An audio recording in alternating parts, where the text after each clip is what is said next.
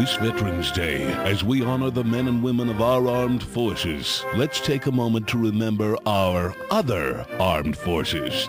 Of course, I'm talking about military contractors, people in organizations like Blackwater Security. These are people who accept all the challenges and the six-figure salaries that the defense industry throws at them. And they do the jobs that are too demanding or just too damned illegal for uniformed units to do.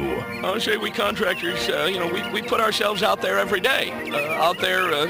Beyond the reach of U.S. law and Iraqi authority and the Uniform Code of Military what?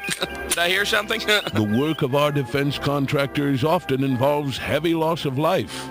By just one day in 2007 in Iraq, 17 Iraqi civilians lost their lives to military contractors.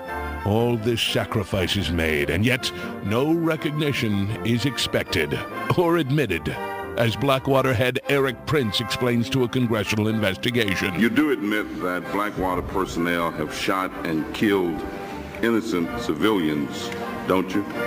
No, sir, I disagree with that. I think there's been times when guys are using defensive force. In fact, we at Blackwater are so eager not to accept accolades for our work that, we changed our name to, it's XZ, but we pronounce it Z. I don't know, kind of a French thing. Go figure. Rather than take any kind of responsibility. I mean, thanks.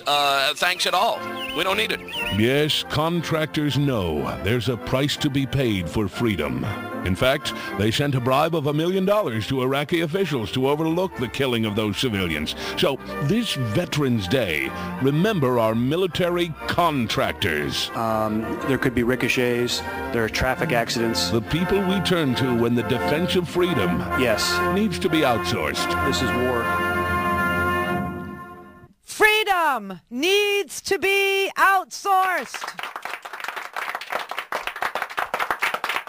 Yes, and there's a front-page New York Times story about the outsourcing of the freedom to Blackwater, which is now called ZXE, which is what Duffy said just there.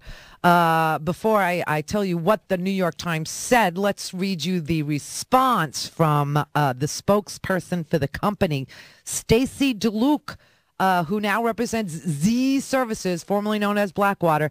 She's dismissing these allegations as baseless and says the company would not comment about former employees. Coffer Black, who has left the company, won't respond to telephone calls and email messages seeking comment from James Risen and Mark Mazzetti, who wrote this for the New York Times.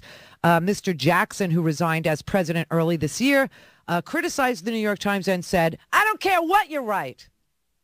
Click. Okay, so what are they reacting to so vehemently?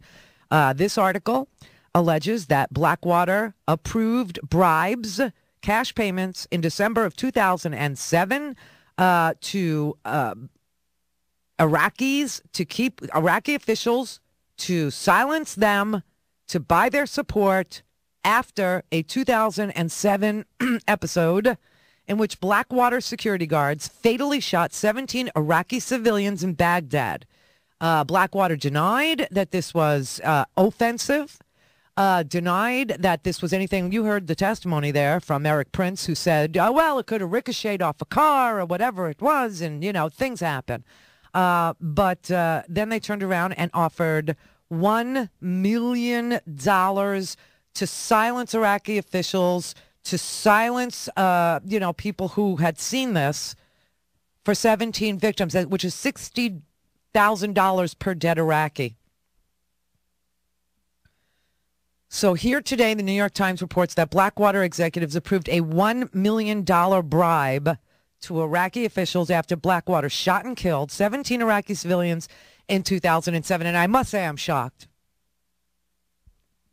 that it took this long to get this story in the paper.